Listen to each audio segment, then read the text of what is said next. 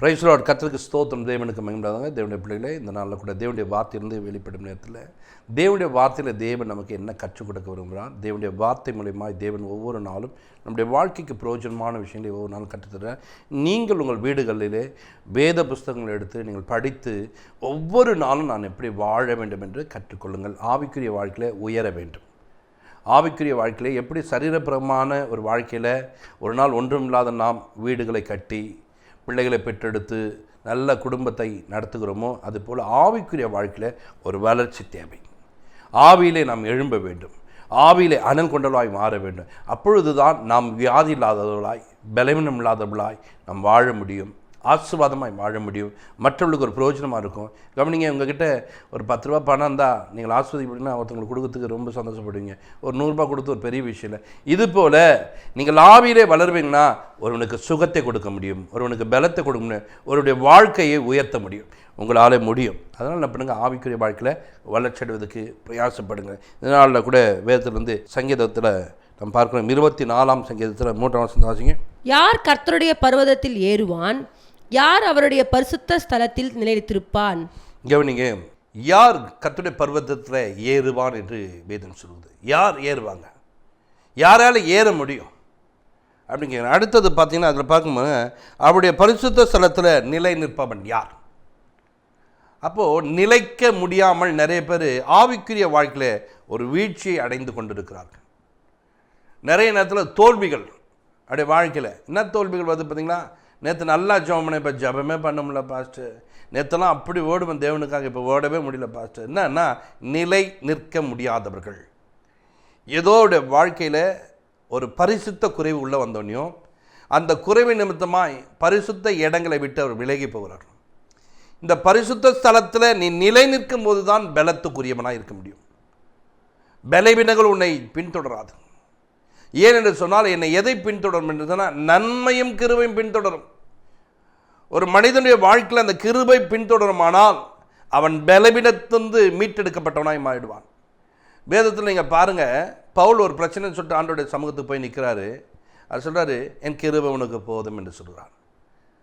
அப்போ ஒரு மனிதனுடைய வாழ்க்கையில் கிருபை வருமானால் அந்த மனிதன் கிருபையினாலே சுகமடைவான், அவனுடைய பலவீனங்களில் பலன் கொள்ளுவான்.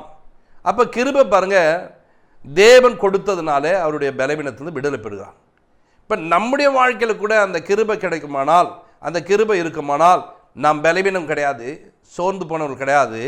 நாம் இன்றைக்கு அதை இழந்துட்டேன் இதை இழந்துட்டேன்னு சொல்லிட்டு சரீர உறுப்புகளை இழந்துட்டேன்னு சொல்லிட்டு சொல்ல தேவையில்லை. நான் மாத்திரமில்ல, என்னோடு கூட இருக்க என் வீட்டார். ஏன் என்று சொன்னால் என் வீட்டாருக்கும் அந்த பாதுகாப்பை கர்த்தர் வைத்திருக்கிறான். ஏன் இன்றைக்கு அப்படிப்பட்ட கிருபை வரலன்னா, நம்ம பரிசுத்த ஸ்தலத்தில் நிலை நிற்கும் போது தான் நமக்கு நன்மையும் கிருபையும் பின்தொடரும். இல்லை என்று சொன்னால் தேவையில்லாத ஆவிகள், தேவையில்லாத பலவீனங்கள், தேவையில்லாத வியாதிகள் நம்மளை பின்தொடர ஆரம்பிக்கும். அது நம்மளை பற்றிக்கொள்ளும். தேவனுடைய பிள்ளைகளாக இருக்கிற நீங்கள் ஒவ்வொரு நாளும் இந்த காரியங்கள் என் வாழ்க்கையில் நடக்க வேண்டும் என்று சொன்னால், வசனம் அழகாக சொல்ல, யார் கர்த்தருடைய பர்வதத்தில் ஏறுவான் என்று சொல்லுது. பர்வதத்தில் ஏறக்கூடிய ஒரு மனிதன் இருக்கான். பர்வதம் என்பது கவனிங்க, தேவனோடு தனித்து நிற்கக்கூடிய இடத்தை உண்டு பண்ணிக்கொள்ள வேண்டும். ஏதோ நான் மலை எல்லாம் எங்கள் வீட்டெல்லாம் மலை இல்லைங்க அப்படி சொல்லாதீங்க. தனிப்பட்ட விதத்தில் தேவனோடு கூட உறவை கொண்டு வாங்க. தனிப்பட்ட விதத்தோட தேவனோடு கூட அதிக நேரம் ஒரு ஃப்ரெண்ட்ஷிப்பை உண்டு பண்ணிங்க. ஒரு நாள் நான் நல்லா ஜபிப்பேன், இப்போ ஜபிப்பது இல்லை அப்படின்ற கூட்டம் தான் நிறைய பேர் இருக்காங்க. கண்டி நேற்று நான் 10 நிமிஷம் ஜபித்தேன், இன்றைக்கி ஒரு அரை மணி நேரம் ஜபிக்கிறேன், நான் 1 மணி நேரம் ஜபிக்கிறேன், நான் 2 மணி நேரம் 3 மணி நேரம் அவருடைய சமூகத்தில் காத்திருக்கேன் அப்படி சொல்லுகிற மனிதர்கள் குறைவு. நீங்கள் அப்படி மாற்றிக்கொள்வீர்கள்னு சொன்னால் இந்த பரிசுத்த ஸ்தலத்தில் வாசம் பண்ணுவர்களாய் மாற முடியும். இந்த பர்வதத்தின் மேலே ஒரு மனிதன் ஏறக்கூடியவனாய் மாறினான் என்று சொன்னால் அவன் பரிசுத்த ஸ்தலத்தில் வாசம் பண்ணுவான். இன்றைக்கி ஜப வாழ்க்கை அப்படி கூட்டிக் கொள்ளுங்கள். ஜப நேரங்கள் அப்படி மாறட்டும். ஜபத்தில் அப்படி தரிக்கக்கூடியவர்களாக மாறுங்கள். உங்கள் நேரங்கள் அப்படி இருக்க வேண்டும். ஏன்னா அது கர்த்தர் உண்டு பண்ணின ஒரு அஸ்திபாரம். இந்த பர்வதம் என்பது கர்த்தர் உண்டு பண்ணக்கூடிய ஒரு அஸ்திபாரமாக இருக்குது. அதனால நீங்கள் அந்த அஸ்திபாரத்து மேலே நிற்கும்போது தான் அந்த இடம் பரிசுத்த ஸ்தலமாய் காணப்படும். அந்த இடத்துல நீங்கள் வாசம் பண்ணும்போது தான் நீங்கள் ஒரு பெரிய காரியங்களை செய்ய முடியும். கவனிங்க, வேதத்தில் பார்க்கும்போது சங்கீத புஸ்தகத்தில் 87 1ஆம் வசனம் 2ஆம் வசனம் வாசிக்கும்போது பாருங்க. அவர் அஸ்திபாரம் பரிசுத்த பர்வதங்களில் இருக்கிறது. கர்த்தர் யாக்கோபின் வாசஸ்தலங்கள் எல்லாவற்றை பார்க்கிலும் சீயோனின் வாசல்களில் பிரியமாய் இருக்கிறார். கவனிங்க, அவருடைய அஸ்திபாரம் எங்க இருங்க? பரிசுத்த பர்வதத்தில் இருக்கிறதா. அஸ்திபாரம் என்பது அந்த பர்வதத்து மேலே தான் இருக்குது. அதனால் தான் வேதத்துள்ள மனிதர்கள் அந்த பரிசுத்த ஸ்தலத்துக்குள்ளே போவதற்கு முன்பாக அவர்கள் அந்த பர்வதத்தின் மேலே ஏறினார்களாம். அந்த பர்வதத்தின் மேலே வாசம் பண்ணினார்கள். அந்த பர்வதத்தில் தங்கியிருக்கின்றார்கள். இன்றைக்கு நீங்கள் கர்மேல் பர்வதத்தில் எலியா பாருங்கள் போய் நிற்கிறார், ஜெபிக்கிறார். அந்த ஜெபமானது பாருங்கள் ஒரு பெரிய சவால் விடுகிறார். கர்த்தர் தெய்வனா கர்த்தரை தொழுதுகொள், பாகால் தெய்வனா பாகால். எப்படிங்க ஒரு மனுஷங்களை போய் சவால் விட முடியும்? எப்படி அவர்கள் சவால் விடுவதற்கு எப்படி அவர்கள் தைரியம் வந்தது? பர்வதத்திலே ஒரு மனிதன் ஏறினவன், பர்வதத்திலே வாசம் பண்ணுகிறார், பர்வதத்தில் தங்கியிருக்கிற ஒரு மனிதனாய் மாறினார். அதனால தான் சவால் விடுகிறார். அங்கே போய் போய் போய் போய் போய் ஜெப வாழ்க்கையில் தேவனோடு கூட உறவாடும் போது ஒரு நாள் பாருங்க, கர்த்தர் தேவனா கர்த்தர் தொழுது கொள்ளுன்னு சொல்லிட்டு, பாகால் தேவனா அவனை தொழுது கொள்ளுங்கன்னு சொல்லிட்டு அவன் பேசுறது மாத்திர வாங்க பார்த்துலான்னு சொல்லிட்டு அவர்கள் ஏராளமானவர்கள் வந்தார்கள். ஆனால் இந்த மனிதனும் ஒரே மனிதனாக நிற்கிறான். ஏன் தெரியுமா? எப்படி முடியும் தெரியுமா? அந்த பர்வதத்தின் மேலே ஏறின ஒரு மனிதனுக்கு தைரியம் உண்டாகும். இன்றைக்கு ஜபிக்கிற ஒரு மனிதனுக்கு பெரிய தைரியம் உண்டாகும். கர்த்தர் நிச்சயமா என் வாழ்க்கையில் நன்மை செய்வார், என் வியாதியை குணமாக்குவார், என் குடும்பத்தாரை மீட்டுக்கொள்வார், நிச்சயமாக ரட்சிப்பு உண்டாகும், நான் ஜபிக்கிற மனிதன் விடுதலை பெறுவான். எவ்வளோ தைரியமாக எப்படிங்க பேசுங்க?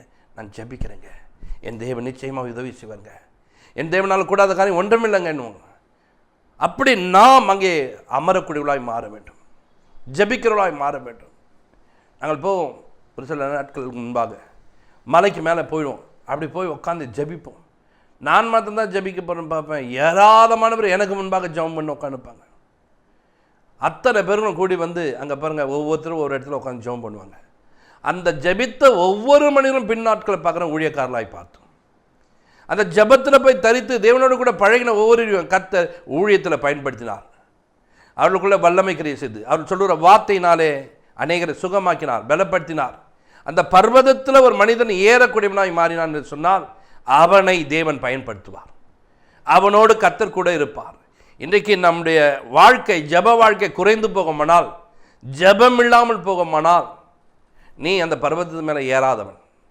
அதனால தான் இன்றைக்கி என்ன பண்ண, உன்னால் அங்கே நிலை இருக்க முடியல. யார் ஏறுவாங்க? நான் ஏறுறேன்பா, நான் ஏறி நிற்பேன்பா, நான் வரேன்பா, நில்லு அப்படின்னு சொல்லிட்டு ஆண்டோடைய சமூகத்தில் போய் நிற்க வேண்டும். ஏன் என்று சொன்னால் அந்த பர்வதத்தில் கவனிங்க, அஸ்திபாரம் போடப்பட்டிருக்கு. அது அஸ்திபாரமா? இந்த பர்வதம் தான் ஒரு அஸ்திபாரமாய் காணப்படுது. இந்த அஸ்திபாரம் ஜபம் என்ற ஒரு அஸ்திபாரத்துக்குள்ளே நீ நிற்கக்கூடிய மனிதனாக இருந்தால் உன்னை யாராலையும் அசைக்க முடியாது. உனக்கு விரோதமாக எழும்புற எல்லா மனிதரும் உனக்கு முன்பாக விழுந்து கிடப்பார்கள். ஏன் என்று சொன்னால் நீ அஸ்திபாரத்தில், வேதத்தில் சொல்லப்பட்டிருக்கு, மணல் மேலே கட்டின வீடு, கற்பாரில் கட்டை வீடு. பாருங்க, நான் சொல்லியே இந்த வசனம் தான் என்று சொல்லுகிறார். அப்போ வசனம்தான் ஒரு மனிதனுக்கு அஸ்திபாரமாய் காணப்படுது. வசனத்தை கொண்டு ஜபத்தில் தரித்தவன், வசனத்தை கொண்டு தேவ சமூகத்தில் காத்திருக்கிறவன் அந்த அஸ்திபாரத்து மேலே கட்டப்படுவனாய் காணப்படுறான். இன்றைக்கி தேவ பிள்ளைகளே, எலியா அப்படி இருந்ததுனால எலியா பாருங்க சவால் விடுகிற ஒரு மனிதனாக காணப்பட்டார். சவால் விட்டார். அந்த சவால் விடுற வாழ்க்கை எப்படி தெரியுமா இருக்குங்க? அநேகரை தேவன் பக்கமாய் திருப்பிட்டார். எல்லா ஜனங்களும் கர்த்தரே தேவன், கர்த்தரே தேவன், கர்த்தரே தேவன், கர்த்தரே தேவன், கர்த்தரே தேவன் அன்னைக்கு ஆர்ப்பரிக்க ஆரம்பித்ததுக்கு ஒரு மனிதன் அந்த பர்வதத்திலே வாசம் பண்ணினான்.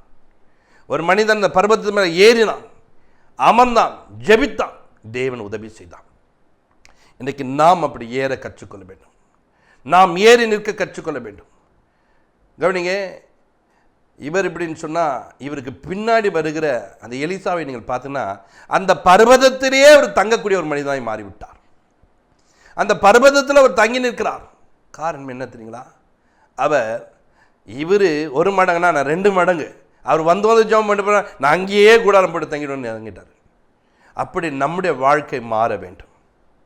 அந்த மக வந்தா, நான் கேட்டேன்னா பிள்ளை வேணுன்ட்டு, அப்போ கர்த்தர் எனக்கு மறைத்தான்னு சொல்லிட்டு உடனே பாருங்க அனுப்பி விடுறார், போய் கேசியை போய் கேளு என்னன்னு சொல்லிட்டார். அப்போ மேலேருந்து எங்கேருந்து பர்வதத்துலேருந்து இறங்கி வராங்க, வேகமாக கடன்னு இறங்கி வந்தாங்க. வந்து கேட்குறாங்க என்ன நடந்துன்னு. போ நீ போயிட்டு என்ன பண்ணு, இந்த கோல் அங்கே வை, அவன் பிழைத்துக்கொள்வான்னு சொல்லிட்டு நீ துரிதமாக போன்னு சொன்னாங்க. அந்த துரிதமாக அவர் போனார், கோலை வச்சார், ஆனால் பிழைக்கலை. ஆனால் பர்வதத்தில் வாசம் பண்ணுகிற எலிசா வந்த மாத்தத்தில் அந்த பிள்ளை உயிர்த்தெழுந்தவனாய் மாறினான். அவன் உயிரடைந்தான். எப்படி இவரால் காப்பாற்ற முடியும்னா, இந்த பர்வதத்தில் நிலை நிற்கிற மனிதன் அவன் மீட்டு கொள்ளுகிற ஒரு மனிதனாய் காணப்படுவான். உங்கள் வீட்டுக்குள்ளே நீங்கள் மரித்து போகிற நிலைமையில் என்ன இருக்கிறாங்களா, அவனை காப்பாற்றவே முடியாதுன்னு சொல்கிறாங்களா, நீ இப்போது பர்வதத்தில் ஏறக்கூடிய மனிதனாக மாறுவேனா, ஜப வாழ்க்கையில் தரிப்பேன் என்று சொன்னால், தேவனுடைய வார்த்தையை பிடித்து கொண்டு நிற்பேன்னு சொன்னால், அந்த மரித்து போன நிலைமையில் இருக்கவங்கள நீ உயிரடை செய்ய முடியும். கர்த்தர் உதவி செய்வார். கடந்த நாட்களில் இரவு நேரங்களில் ஒருத்தவங்க ஃபோன் பண்ணி ஜோம் பண்ணுங்கன்னு சொல்லிட்டு ஃபோன் பண்ண, என்னாச்சுன்னு கேட்டேன். அந்த தம்பிக்கிட்ட பேசும்போது, அம்மாவுக்கு இது மாதிரிலாம் ரொம்ப முடியல அப்படின்னா, சரிப்பா நான் ஜபிக்கிறேன்ப்பா, அதுக்காக ஜபிக்கிறேன்ப்பான்னு. அவங்களுடைய பிரச்சனை அவன் பாருங்கள், கிட்னி லிவர் ரெண்டுத்தையும் கட்டிகிட்டு இருக்காங்க, அதனால் ரெண்டும் கட்டப்பட்டிருக்குது, எப்படி உங்களுக்கு தெரியும் கேட்டேன். அம்மா சொன்னாங்க. அப்போ அம்மாவுக்கு என்னென்னா கட்டு போட்டாங்க, யாரும் நமக்கு விரோதமாக ஏதோ செஞ்சிட்டாங்க, ரொம்ப வலியாக இருக்கு, என்னால் முடியவே முடியலன்ட்டு. சரி நான் சொல்லி ஜபிக்கிறேன். ஜோம் பண்ணி முடித்த உடனே திரும்ப பாருங்கள், கொஞ்ச நேரத்தில் எங்கள் மனைவி நம்பருக்கு வந்து அவங்ககிட்ட பேசுகிறாங்க. அவங்க பேசும்போது இந்த மாதிரி யாருமா பேசுறதுன்னு கேட்டேன். இந்த இவங்க தான் பேசுகிறாங்க, ஃபோனை என்கிட்ட கொடுன்னு சொல்லிட்டு நம்மளை திரும்ப வாங்கி பேசிட்டு, கட்டி வைத்திருக்கான்னு சொல்லிட்டு, கட்டுக்களை அவிழ்க்கக்கூடிய தேவன் நம்ம கூட இருக்கிறார். கட்டுக்களை அவிழ்க்கும்படிக்கு உனக்கு கிருபை தந்திருக்கிறார். மத்திய 18 பூமியில் நீ எவைகளை அவிழ்க்கிறாயோ அவைகள்லாம் இப்போ நம்ம பரலோகத்தில் கட்ட அவிழ்க்கப்படணும்னு சொல்லிட்டு உன்னை கொண்டு தான் கர்த்தர் ஒரு பெரிய காரியங்கள் செய்வதற்கு திட்டமாக இருக்கிறார். நீ எவைகளை கட்டுறாயோ பரலோகத்தில் கட்டப்படணும்னு சொல்லியிருக்காரு. இப்போது கட்டி வச்சது உன்னால் அவுக்க முடியாதா அப்படின்னு சொல்லி அவங்களோட சத்தியத்தை பேசும்போது, கண்டிப்பாக அவுக்க முடியாது, இப்போ அவுக்கலாம், ஜபத்து முடியுமான்னு சொல்லிட்டு அந்த கட்டுகளை அவிழ்க்கும்படிக்கு அவருடைய உணர்வு அப்படி இருக்கிறதுனால அந்த கட்டு அவிழ்க்கலான்னு சொல்லிட்டு ஜபத்தில் போய் உட்காந்து கொஞ்ச நேரத்தில் பாருங்கள் ரிலீஃப் ஆனாங்க, விடுதலை பெற்றாங்க. தேவன் அவர்களை சுகப்படுத்தினார். தேவன் அவருக்கு ஒரு மாற்றத்தை கொடுத்தார். கொஞ்ச நேரத்து ஒரு மணிக்கு ஃபோன் பண்ணி சொல்கிறாங்க, நல்லா இருக்கிறேன், ஏன் இப்போது கர்த்தர் நல்லா வச்சுருக்கேன். ஆனால் கொஞ்ச நேரத்துக்கு முன்னாடி சொன்னாங்க, எனக்கு பல விதமான கட்டுகள், நான் மரித்து போய்விடுவேன், இருக்கிறத விட செத்து போனால் நல்லமாக இருக்கும், பிள்ளைகளெல்லாம் பயமுறுத்தி வச்சுருக்காங்க. ஆனால் இப்பொழுது சுகம் அடைந்தவர்களாய் மாறினார். காரணம் என்ன தெரியுமா?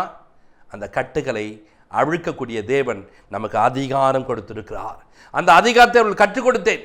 இதோ சர்ப்பங்களும் தேள்களும் மிதிக்க சத்துடைய சகல வல்லமைகளை மேற்கொள்ள உனக்கு அதிகாரம் உண்டு, ஒன்றும் உங்களை சேதப்படுத்தாது என்று சொல்லி அவரிடத்தில் பேசும்போது அவைகளை மேற்கொண்டார்கள், ஜெயித்தார்கள்.